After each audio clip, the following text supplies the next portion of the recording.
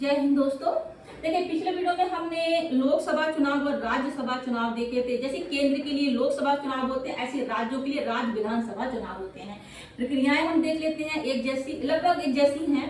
ठीक है, जैसे कि वहां सांसद चुने जाते हैं, 543 सांसद, देश को अलग अलग चुनाव क्षेत्रों में बांट दिया जाता है, 543 सांसद चुने जाते हैं। ऐसे ही राज्य विधानसभा में एमएलए चुने जाते हैं। ठीक है, राज्य विधानसभा चुनाव राज्य की विधानसभा सदस्य यानी एमएलए को चुनने के लिए किए जाते हैं।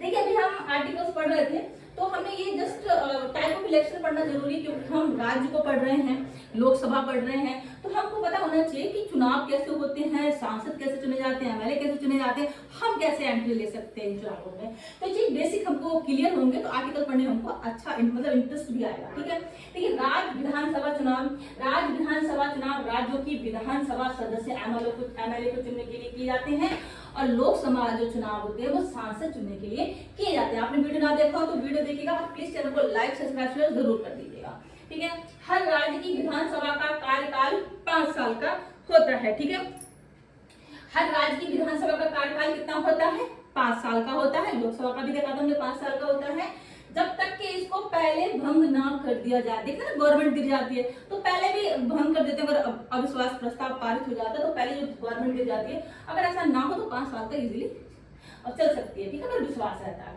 5 साल बाद नई गवर्नमेंट आती है, मतलब चुनाव दोबारा होते हैं। ठीक है, जैसे कि मोदी जी के लिए हुआ था, वही फिर से मोदी जी प्रधानमंत्री बन गए। इस तरह से मुख्यमंत्री के चुनाव होंगे, मुख्यमंत्री चुन लिए जाएंगे, आपको नए मुख्यमंत्री बनेंगे। जस्ट एक प्रक्रिया है। ठीक है, चुनाव आयोग की भूमिका, इसमें चुनाव आयोग की मेन भूमिका रहती है। लोकसभा चुनाव में हमने देखा था चुनाव आयोग की भूमिका रहती है।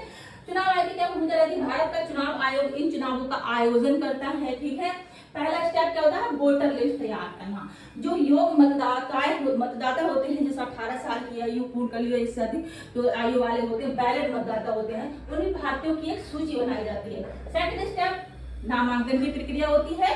राजनीतिक पार्टियों के उम्मीदवार, ठीक है, राजनीतिक पार्टियों के उम्मीदवार या स्वतंत्र कोई भी उम्मीदवार अपना चुनाव नामांकन पत्र मतलब भर सकता है, दाखिल कर सकता है, चुनाव लड़ सकता है। ठीक है, अगर आप स्वतंत्र उम्मीदवार हैं तो आपको जनता का भरोसा जरूरी है, तभी आप जीत सकते हैं। राइट, नहीं किसी पार्टी से आप जुड़ जाइए, चुनाव छीन लीजिए, आप खड़े हो जाइए, इलेक्शन लड़ लीजिए।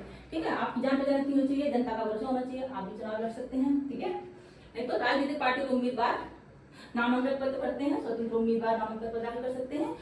चुनाव प्रचार होता है। थर्ड स्टेप क्या होता है? नामांकन पत्र भर दिया, उसके बाद नामांकन जो पत्र भरे जाते हैं, चुनाव आयोग उनकी जांच करता है, अवैध नामांकन पत्रों को रद्द कर दिया जाता है।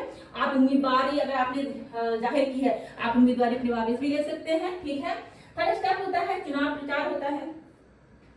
ये प्रक्रिया नामांकन की आखिरी तारीख से जब तक चुनाव की डेट आ गई वहां से 48 घंटे पहले तक चलती है, आप प्रचार कर सकते हैं। ठीक है, प्रचार कैसे होता है? रैलियां निकलती हैं मीडिया के माध्यम से। ठीक है, जनता से वोट मांगे जाते हैं। फोर्थ स्टेप क्या है? वोटिंग होगी, ईवीएम मशीन के जरिए वोटिंग होती है। लास्ट स्टेप देखिए, काउंटिंग होगी। जो मतदान हुआ है उसके कुछ दिन बाद चुनाव आयोग डेट करते हैं कि इस दिन वोटिंग होगी, सॉरी ये काउंटिंग होगी, तो वो डेट को काउंटिंग होती है। जिससे सबसे अधिक वोट मिलते हैं वह जीत जाता है, विजयी हो जाता है। ठीक है, फिर वो एमएलए बन जाते हैं। सरकार कैसे बनती है? जिस पार्टी को बहुमत मिलता है उसकी सरकार बनती है, वो लोग अपना नेता चुनेंगे, मतलब मुख्यमंत्री बन जाएंगे। जिसको जो पार्टी सबसे अधिक वोट मिलते हैं, विजयी होती है, वो अपना नेता चुनते हैं, जैसे कि अपना नेता चुनेंगे, वो मुख्यमंत्री को बनाएंगे। ठीक है, अगर बहुमत नहीं मिलता है तो गठबंधन की सरकार बनती है। ठीक है, देखिए बहुमत का क्या मतलब है, कितनी सीटें मिलनी चाहिए। ठीक है, एक एग्जाम्पल देखते हैं। देखिए, सरकार बनाने के लिए कितनी सीटें चाहिए? एग्जाम्पल देते हैं हम। अगर माना किसी राज्य में 200 सीटें हैं, ठीक है, तो 200 डिवाइड बाई 2 100 प्लस 1 यानी 101 सीटें चाहिए। ठीक है, ये क्राइटेरिया रहता है, इस तरह से इतनी सीटें चाहिए तो आप गवर्नमेंट बना सकते हैं। नहीं तो फिर गठबंधन, इतना सीटें नहीं मिलती हैं, बहुमत नहीं मिलता है, तो गठबंधन की गवर्नमेंट बनती है। गठबंधन गवर्नमेंट का एक एग्जाम्पल देखते हैं, बिहार चुनाव 2015। यहाँ पे एग्जाम्पल दिया गया है। देखिए, बिहार चुनाव 2015 आरजेडी, जेडीयू और आईएनसी इनसे मिलकर महागठबंधन बोला गया था इसको। ठीक है, 2015 में बना था। स्पष्ट बहुमत किसी पार्टी को नहीं मिला था तो गठबंधन से गवर्नमेंट बनी थी। ठीक है, ये बिहार चुनाव 2015 का example, best example I think. ठीक है, हमने देखा कि सीटें बनाने के लिए, सरकार बनाने के लिए कितनी सीटें चाहिए। माना किसी राज्य में 200 सीटें, उसको डिवाइड करिए 2 से, 100 आएगा प्लस 1 कर दिया, यानी 160 सीटें चाहिए। ठीक है, गॉट इट। तो एक बहुत ही सिंपल प्रक्रिया है कैसे कि राज्य विधानसभा के चुनाव कैसे होते हैं, एमएलए कैसे चुने जाते हैं।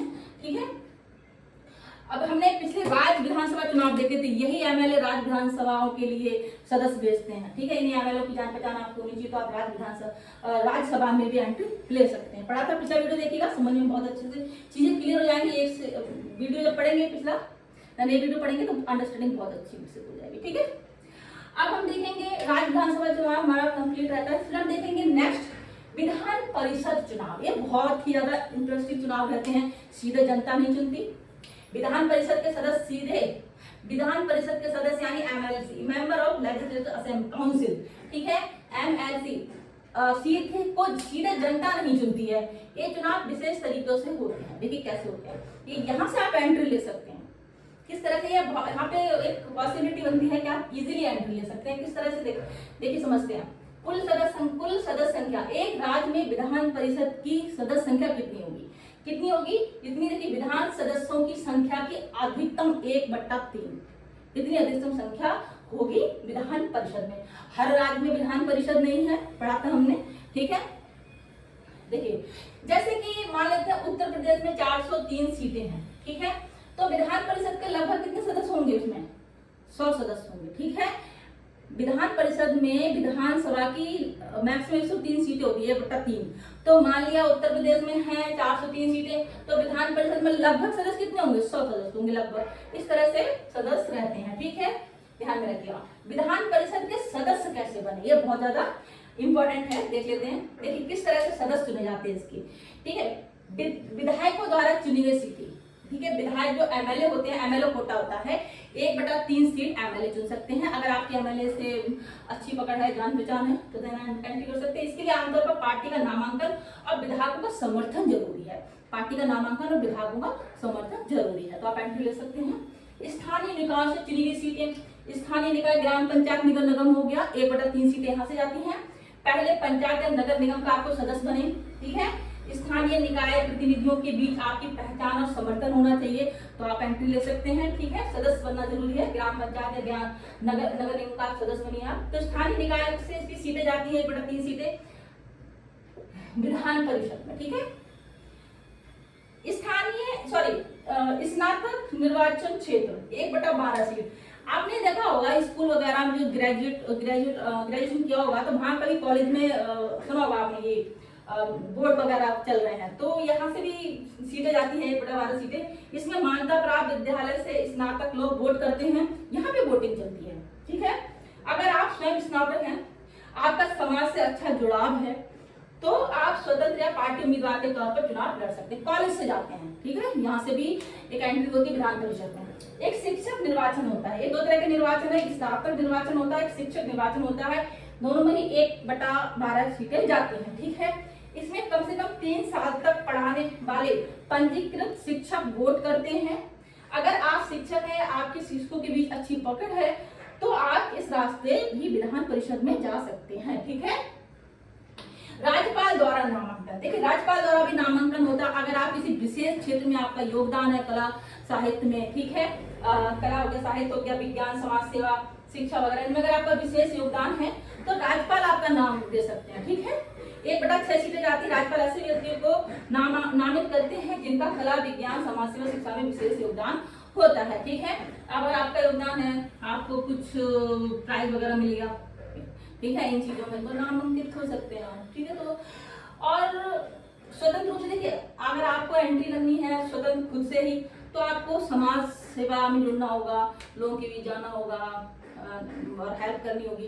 तो इस तरह से आपको अपनी पहचान बनानी होगी। तो हमने जस्ट देखा कि विधान परिषद चुनाव कैसे होते हैं, सीधे जनता द्वारा नहीं होते, इस तरह से एंट्री होती है। ठीक है, और हमने विधानसभा चुनाव देखे, विधान परिषद चुनाव देख लिए, कल हमने लोकसभा चुनाव और राज्यसभा चुनाव देखे थे। ठीक है, एक 4 प्रकार के चुनाव देखे। अब हम आर्टिकल्स पे आगे बढ़ेंगे।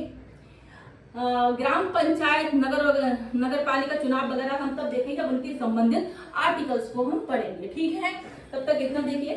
अब कुछ भी समझ में नहीं आया तो कमेंट सेक्शन में बताइएगा, आपको वहां रिप्लाई मिल जाएगा। ठीक है, और जानकारी शेयर करो, प्लीज चैनल को लाइक सब्सक्राइब जरूर करें। हम नेक्स्ट वीडियो मिलते हैं आर्टिकल्स के साथ।